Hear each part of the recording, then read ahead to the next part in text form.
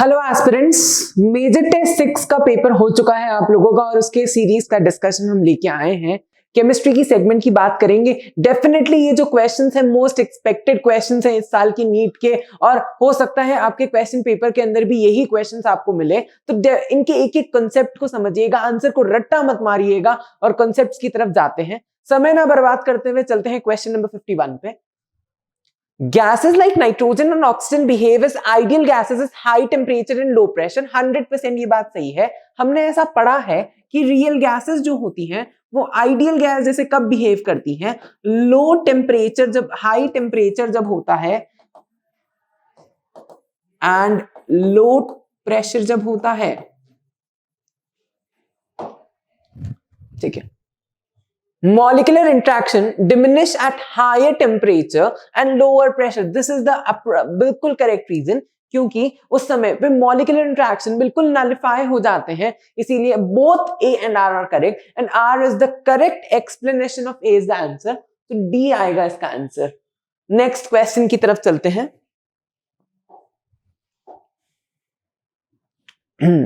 HBr से आप जब इसकी रिएक्शन कराएंगे तो क्या होगा, देखिए HBr से कराएंगे यानी कौन सा लॉ है, मार्कोनिकॉफ लॉ।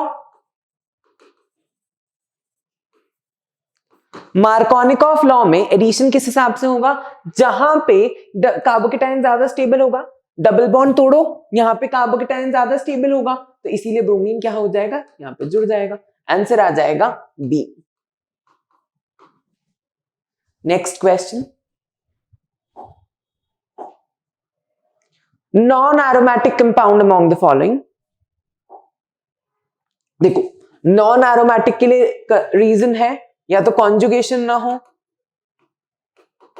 हाइब्रिडाइजेशन sp2 ना हो, किसी का मतलब किसी भी एक का sp2 अगर हाइब्रिडाइजेशन ना हो, ये दो बेसिक कॉन्जुगेशन है, और नॉन एरोमेटिक के लिए है ना, और साइक्लिक ना हो। तो देखो साइक्लिक तो सभी हैं, ये वाला कंपाउंड कॉन्जुगेशन है तो एरोमेटिक है। ठीक है, यहां कॉन्जुगेशन भी कंप्लीट है, पर ये एक अलग सिस्टम है, ये मतलब sp2 हाइब्रिडाइज्ड है भी है सारे कार्बन और कॉन्जुगेशन भी है, तो ये भी नॉन एरोमेटिक नहीं है। यहां पे भी सभी sp2 हाइब्रिडाइज्ड है और क्या बोलते हैं कॉन्जुगेशन प्रेजेंट है नाइट्रोजन की लोन पेयर के साथ, बट यहां ऐसा नहीं होता।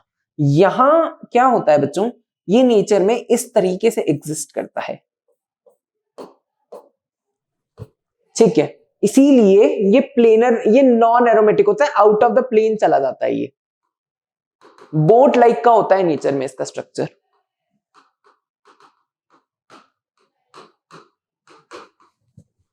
ठीक है, नेक्स्ट क्वेश्चन की तरफ चलते हैं। Next, for which of the following compounds the empirical formula and molecular formula are same. चलिए देखते हैं। यहां बनाएंगे तो C7H6O2 आएगा, यहां बनाओगे तो इट वुड बी C8H6O2। नहीं भाई, इसका एम्पिरिकल फॉर्मूला हो जाएगा आपका C4H3O। ये तो गलत हो गया। इसका भी ऐसे ही करोगे तो C2O4H2 आएगा, तो यानी ये इसका हो जाएगा CO2H, तो ये भी गलत हो गया। इसका करोगे तो इसका आएगा C2H4O2, ये हो गया, ये भी गलत हो गया। आंसर आ गया ए। ठीक है, Which of the following can act as oxidizing agent। पहले भी बताया है, जिसका ऑक्सीडेशन स्टेट सबसे ज्यादा होगा वो क्या एक्ट करेगा, एक ऑक्सीडाइजिंग एजेंट जैसे एक्ट करेगा। तो ऑप्शन डी सभी, क्योंकि अपनी मैक्सिमम ऑक्सीडेशन में मैंगनीज की मैक्सिमम +7 होती है, सल्फर की मैक्सिमम +6 होती है और HNO3 की मैक्सिमम +5 होती है। Next, the reagent used for the clerks method is slaked lime. Calcium hydroxide या स्लेग लाइम का यूज करते हैं हम, टेम्परेरी हार्डनेस मिटाने की टेक्निक होती है क्लर्क्स मेथड। नेक्स्ट क्वेश्चन, आपको साफ साफ दिख रहा है क्वेश्चन के अंदर डेल्टा H क्या दिया हुआ है, नेगेटिव। डेल्टा H के नेगेटिव होने का मतलब है रिएक्शन है एक्सोथर्मिक। एक्सोथर्मिक रिएक्शन यानी टेम्परेचर क्या होना चाहिए, कम होना चाहिए। ठीक है, अच्छा प्रेशर आप बढ़ाते हो तो रिएक्शन उस साइड शिफ्ट होती है जहां नंबर ऑफ मोल्स कम होते हैं, ली चैटलियर्स प्रिंसिपल। तो यहां पे सी की तरफ ही नंबर ऑफ मोल कम है, यानी क्या आ जाएगा, high pressure.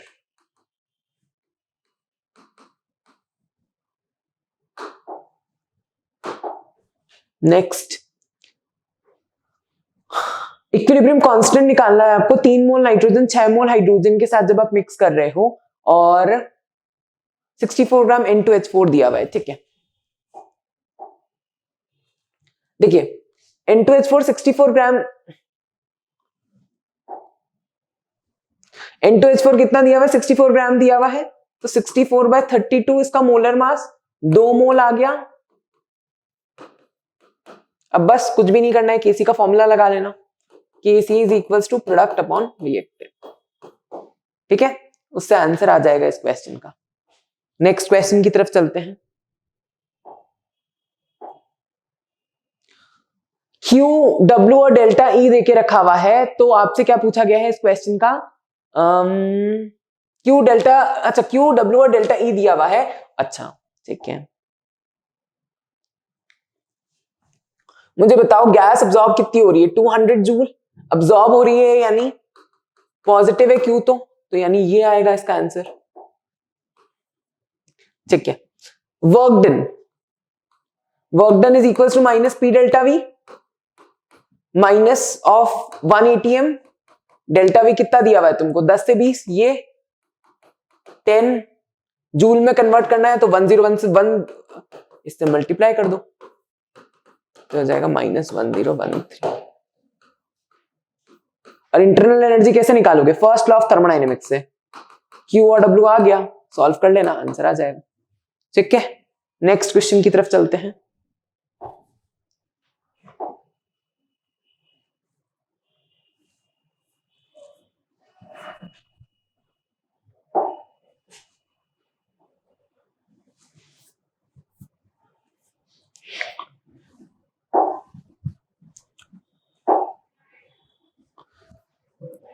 The geometry of BrF3.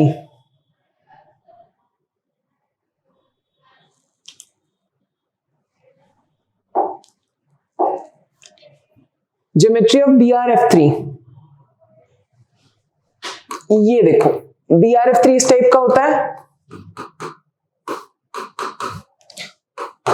2 lone pair, T shape होता है, पर क्वेश्चन ने ज्योमेट्री पूछी है बच्चों, तो ज्योमेट्री तो क्या होगी, ट्रायगोनल बाइपिरामिडल। शेप पूछता तो टी आता, ज्योमेट्री पूछी है तो trigonal bipyramidal. Next, IUPAC name लिखना है आपको कंपाउंड का, तो आईपीएसी नेम लिखेंगे,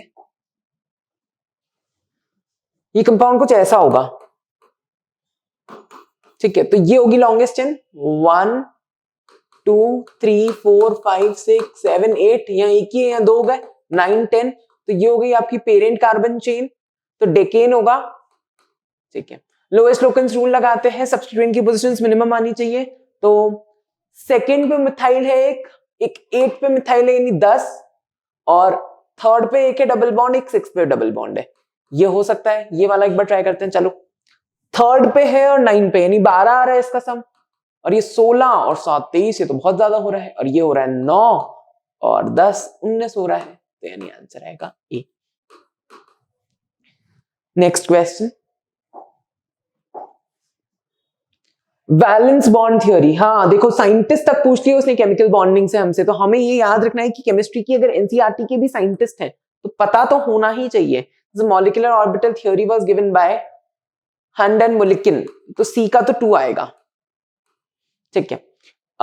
ऐसे ही आप सोचो कि आपकी वीएसईपीआर थ्योरी दी थी आपकी इन्होंने, हिटलर और लंदन ने, डी का आएगा 4, तो आंसर आ जाएगा इसका डी।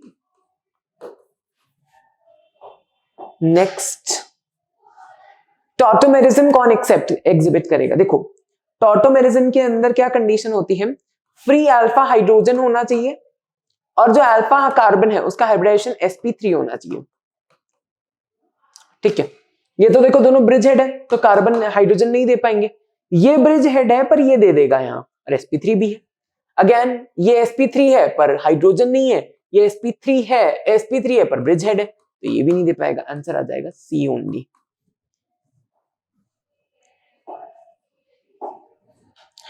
हाईएस्ट पीके, देखो पीके जो होता है वो इनवर्सली प्रोपोर्शनल होता है तुम्हारे एसिडिक स्ट्रेंथ से। एसिडिक स्ट्रेंथ को अपन अब चेक कर लेते हैं, इनकी सबसे कम एसिडिक स्ट्रेंथ किसकी है, तभी उसका हाईएस्ट पीके होगा। देखो Cl माइनस आई लगाता है, Br भी माइनस आई लगाता है, F भी माइनस आई लगाता है, हाइड्रोजन का कोई भी इफेक्ट नहीं है, तो आंसर आ जाएगा C. Next, individual oxide oxidation state of carbon in carbon sub oxide. What is carbon sub oxide, आपको सबसे पहले पता होना चाहिए C3O2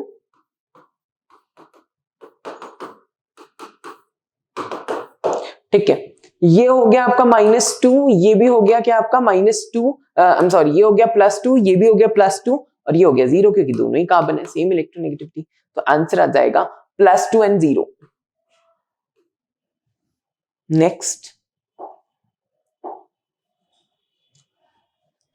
which metal sulphate is least soluble in water. Strontium का सल्फेट जो होता है नीचे जाने पे क्या होता है, सॉल्युबिलिटी क्या होती है, डिक्रीज होती है in case of sulphates, carbonates and nitrates, तो आंसर आ जाएगा आपका option D, strontium sulphate. Next, हाँ देखिए, बेंजीन की रिएक्शन 6Cl2 के साथ आप जब कराएंगे in the presence of anhydrous AlCl3, तो बनने वाला प्रोडक्ट क्या होगा, ये। अगर यही ये सनलाइट लिख देते हैं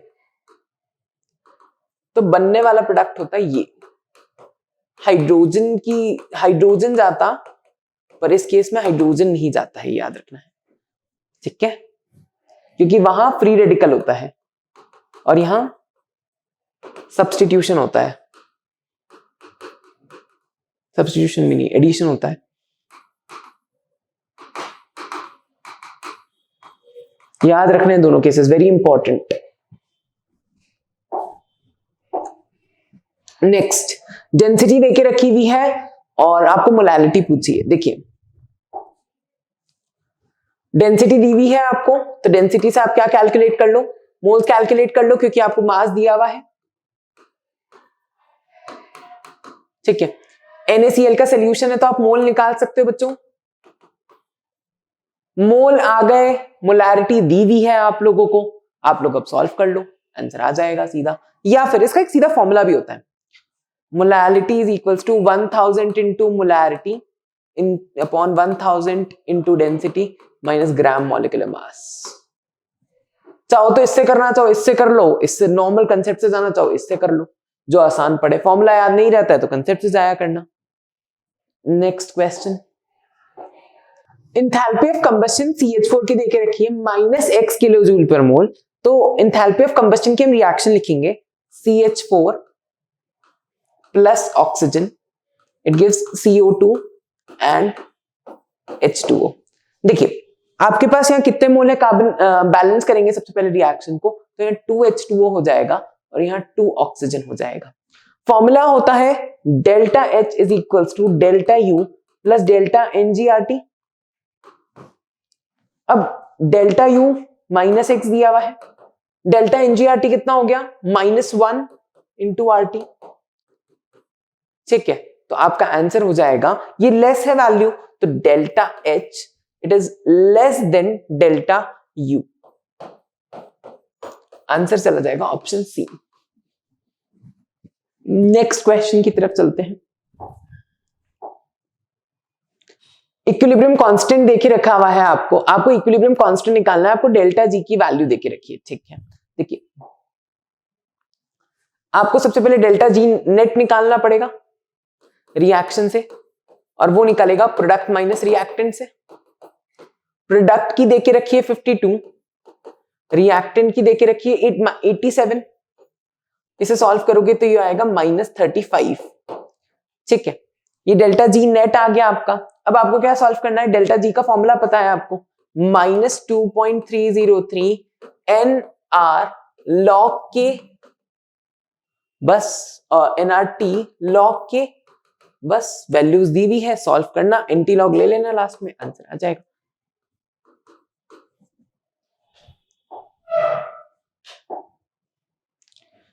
एवरेज वेलोसिटी का सीधा फॉर्मूला होता है बच्चों √8 RT/πm, तो आंसर आ जाएगा ऑप्शन सी। नेक्स्ट क्वेश्चन की तरफ चलते हैं। How many electrons in an atom में have the following quantum number. देखो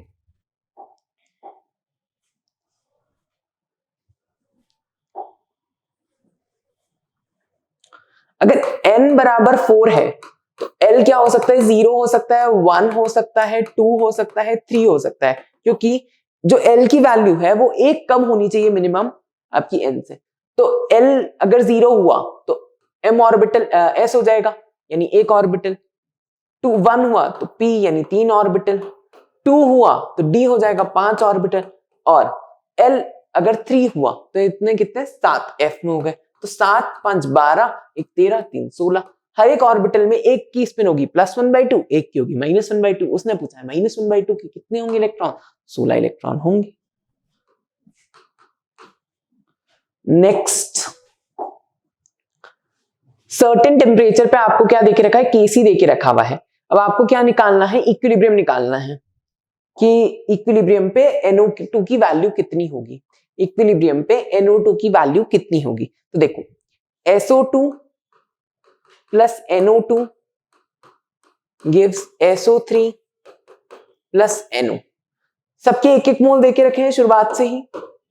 कुछ समय बाद ये 1 माइनस अल्फा बचेगा, ये भी 1 माइनस अल्फा बचेगा, और ये 1 प्लस अल्फा और ये 1 प्लस अल्फा बनेगा। ठीक है, केसी क्या होता है, प्रोडक्ट अपॉन रिएक्टेंट, तो केसी हो जाएगा 1 plus alpha into 1 plus alpha यानी 1 प्लस अल्फा का स्क्वायर, और यहां नीचे आ जाएगा 1 माइनस अल्फा और 1 माइनस अल्फा यानी 1 माइनस अल्फा का स्क्वायर। केसी की वैल्यू देखिए रखिए 16, अंडर रूट ले लो तो 4 बराबर 1 plus alpha upon 1 minus alpha आ जाएगा।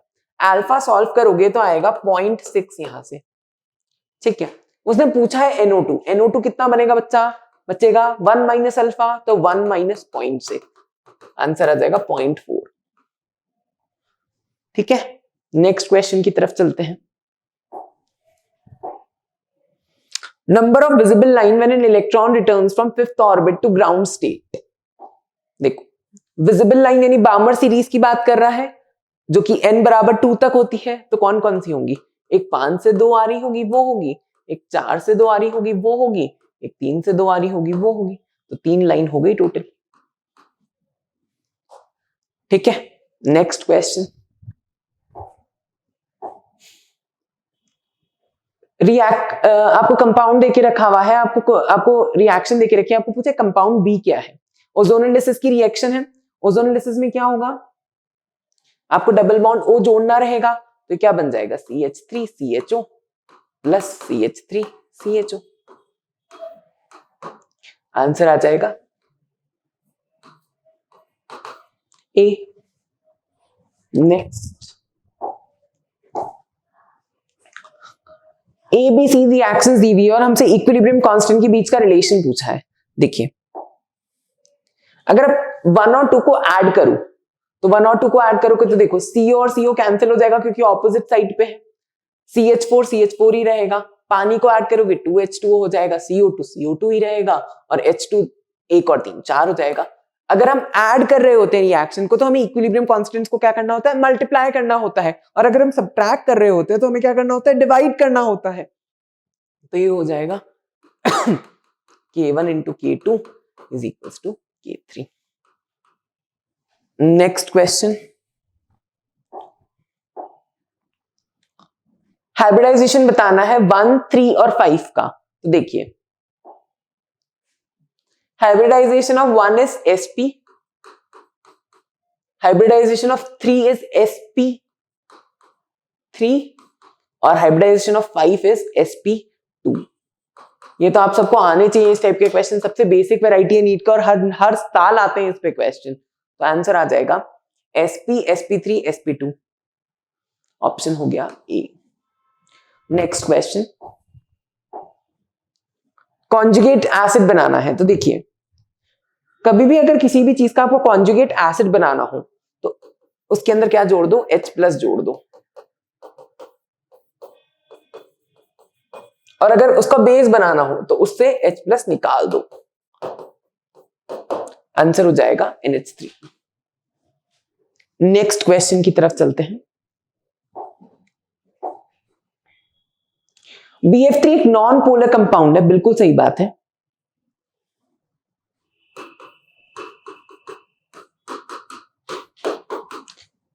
ये ज्यादा इलेक्ट्रोनेगेटिव की तरफ, इस साइड आया नेट डायपोल, ये ऊपर की तरफ नेट कैंसिल हो गया तो नॉन पोलर है, सही बात है। It possesses non polar bond, नहीं बच्चा, बॉन्ड तो पोलर है पर दोनों का डायपोल मूवमेंट ऑपोजिट डायरेक्शन में होने की वजह से ये एक नॉन पोलर कंपाउंड है, तो बॉन्ड्स तो पोलर है, तो ये स्टेटमेंट हो गया गलत, तो आंसर आ गया सी।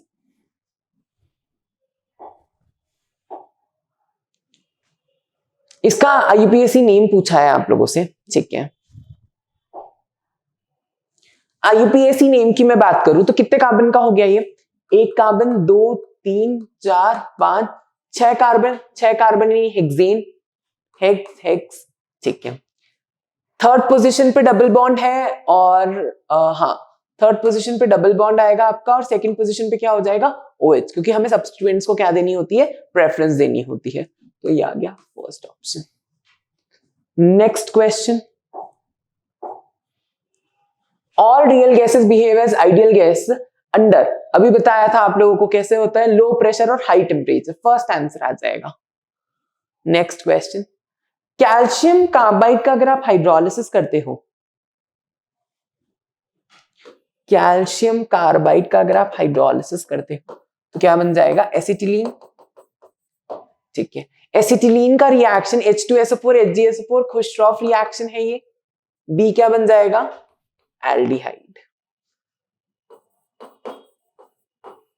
तो C2H4 and C2H2 and CH3CHO। Next, which of the following sets of quantum number is not correct? तो देखो, n की वैल्यू l से 1 कम होनी चाहिए मिनिमम, तो ये तो सब सही है। ऐसे ही n की वैल्यू यहां पे भी 1 कम होनी चाहिए मिनिमम, फिर m बराबर हो सकता है, कम हो सकता है, ये भी सही है। देखो, n की वैल्यू 2 हो, n और l कभी बराबर नहीं हो सकते, हमेशा मिनिमम n l से, l जो होगा वो n से मिनिमम 1 तो छोटा होगा ही होगा, ठीक है। तो आंसर आ जाएगा option C. Next, which of the following is most stable? Inert pair effect का क्वेश्चन है। नीचे जाओगे अगर आप, तो नीचे जाते जाते स्टेबिलिटी क्या होती है, जो लोअर ऑक्सीडेशन स्टेट है उसकी बढ़ती है। क्योंकि लेड लास्ट एलिमेंट है तो डी ऑप्शन आ जाएगा, उसका +2 ज्यादा स्टेबल होगा as compare to +4। Next, which of the following is most reactive towards electrophilic attack? देखो, इलेक्ट्रोफिलिक अटैक की मैं बात करूं तो इलेक्ट्रोफाइल पे कौन अटैक करेगा बच्चा? जहां डोनर हो, अच्छा, जहां उसे इलेक्ट्रॉन मिल रहे हो, तो फिनॉल एक अच्छा डोनर है क्योंकि उसे इलेक्ट्रॉन दे रहा है वो, क्योंकि वो +m ग्रुप है, इसलिए आंसर आ जाएगा बी। नेक्स्ट, आपको देके रखी हुई है बॉन्ड इंथैल्पी सबकी, और आपको इंथैल्पी का चेंज पूछा है। तो देखो, इंथैल्पी ऑफ रिएक्शन कैसे निकालोगे? इंथैल्पी ऑफ रिएक्शन होती है इस केस में रिएक्टेंट माइनस प्रोडक्ट। रिएक्टेंट की आपको क्या देके रखी है? C डबल बॉन्ड C, अगर आप देखोगे तो 435 देके रखा है। CH की है 414 और ऐसे 4 बॉन्ड है, +414 × 4। इसके अलावा आप देखोगे C और HH बॉन्ड की देके रखी हुई है 435, अच्छा, और C double bond C bond की है 615। एक मिनट, ठीक है, और इसे सब्ट्रैक्ट कर देना। प्रोडक्ट में क्या है? CH3 मतलब CH बॉन्ड कितने हो गए? 6 हो गए, तो 347 नहीं, 414 × 6, और CC बॉन्ड की कितनी देके रखी है? 347।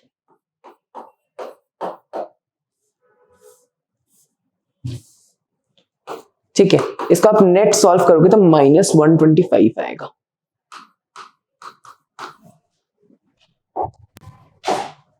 नेक्स्ट, BOD क्लीन वाटर का 5 ppm से कम होना चाहिए, तभी उसे साफ पानी कहते हैं, और एक अनप्योर वाटर का क्या होता है? polluted लेक का 17 ppm से ज्यादा, तो ऑप्शन आ गया सी। नेक्स्ट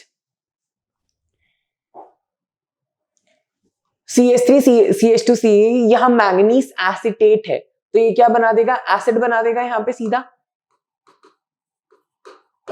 ठीक है, मैंगनीज एसिटेट से एसिड बन गया NaOH, यहां क्या जुड़ जाएगा, Na जुड़ जाएगा।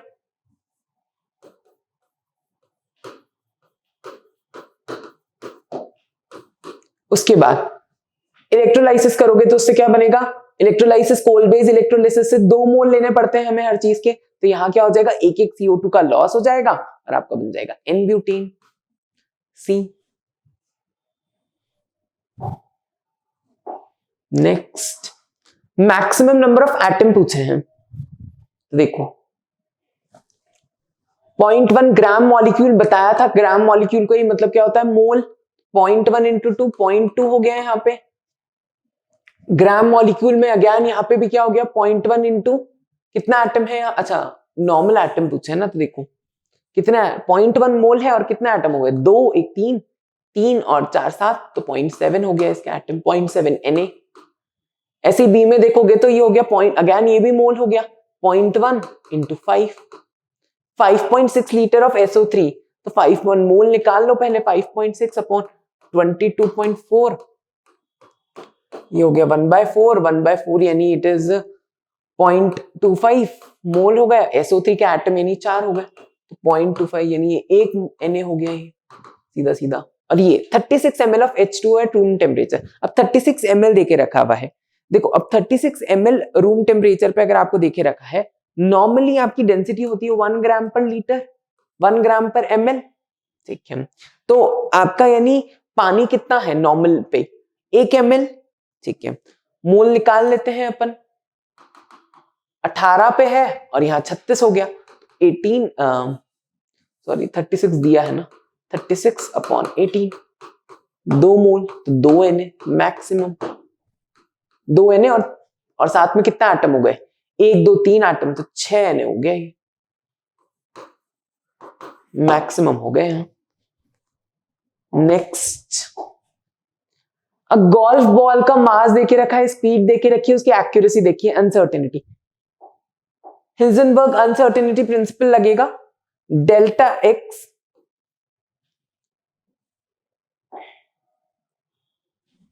एक minute,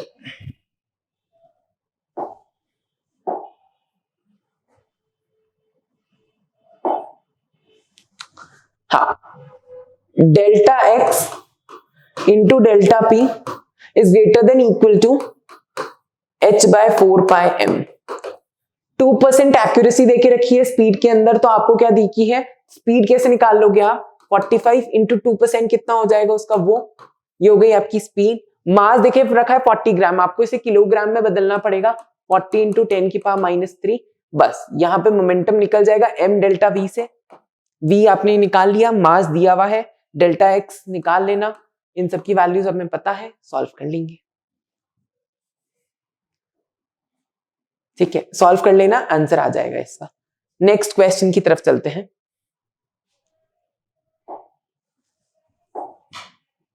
There are 3 elements A, B, C having outermost electronic configuration 3s2, 3p4, 3p5। ठीक है, 3s2 है यानी मैग्नीशियम बच्चों, 3p4 है यानी सिलिकॉन और 3p5 है यानी chlorine. Which statement of the following is incorrect? ठीक है, ionization enthalpy, when you move left to right in a periodic table ionization enthalpy increases, तो आयनाइजेशन सी का सबसे ज्यादा, फिर बी का, फिर ए का, सही बात है। इलेक्ट्रॉन गेन एंथैल्पी भी आप जब लेफ्ट टू राइट जाते हो तो क्या होती है, इंक्रीज होती है, तो ये भी सही है। Compound can be found between A and C is ionic, सही बात है, आयनिक कंपाउंड बनेगा, बिल्कुल सही बात है कि ए और बी के बीच में, क्योंकि magnesium is an ionic compound and Cl is an covalent bond, तो इन दोनों के बीच में शेयरिंग हो जाएगी, इसे 2 इलेक्ट्रॉन लूज करने हैं, सॉरी शेयरिंग नहीं होगी, ये सीधा लूज कर देगा अपने इलेक्ट्रॉन, तो 2 इलेक्ट्रॉन मैग्नीशियम लूज कर देगा, तो ये सही है statement. Element B and C do not form any compound, नहीं, सिलिकॉन और क्लोरीन का बनता है SiCl4, बहुत आसानी से बनता है, तो ये हो गया गलत। Next question, which of the following has incomplete octet? LiCl, LiCl में सिर्फ 2 इलेक्ट्रॉन है, इसीलिए उसका ऑक्टेट इनकम्प्लीट है। The reaction will be spontaneous at any temperature when? इसके लिए गिब्स हेल्मोंट इक्वेशन आपको याद होनी चाहिए। Delta G is equals to delta G minus delta H minus T delta S. अगर डेल्टा एस पॉजिटिव हुआ और डेल्टा एच नेगेटिव हुआ तो यानी क्या होगा? डेल्टा जी भी क्या होगा? हमेशा नेगेटिव होगा। इसका मतलब रिएक्शन क्या होगी? हमेशा स्पॉन्टेनियस। तो इसका आंसर आ जाएगा डेल्टा एच नेगेटिव होना चाहिए और डेल्टा एस क्या होना चाहिए? पॉजिटिव। सी। नेक्स्ट क्वेश्चन की तरफ चलते हैं। द क्यूसीएन डायग्राम दिया हुआ है और हमें इक्विलिब्रियम कांस्टेंट की वैल्यू देके रखी है। आपने देखा इक्विलिब्रियम कांस्टेंट बहुत छोटा दिया हुआ है, मतलब रिएक्टेंट बहुत ज्यादा है, मतलब क्यूसी की वैल्यू केसी से बहुत ज्यादा है, मतलब सी ऑप्शन सही हो गया। ठीक है, नेक्स्ट क्वेश्चन की तरफ चलते हैं। विच of the following option is correct? Boron BF6 negative नहीं बना सकता बच्चों, क्योंकि उसके पास d ऑर्बिटल नहीं होता है। अगेन, डाइबोरेन के स्ट्रक्चर में बोरॉन का हाइब्रिडाइजेशन क्या होता है? sp3। सही बात है।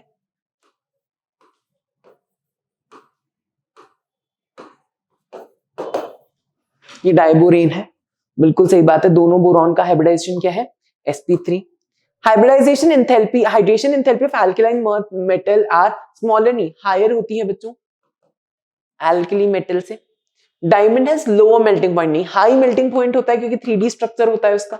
आंसर आ गया बी। नेक्स्ट,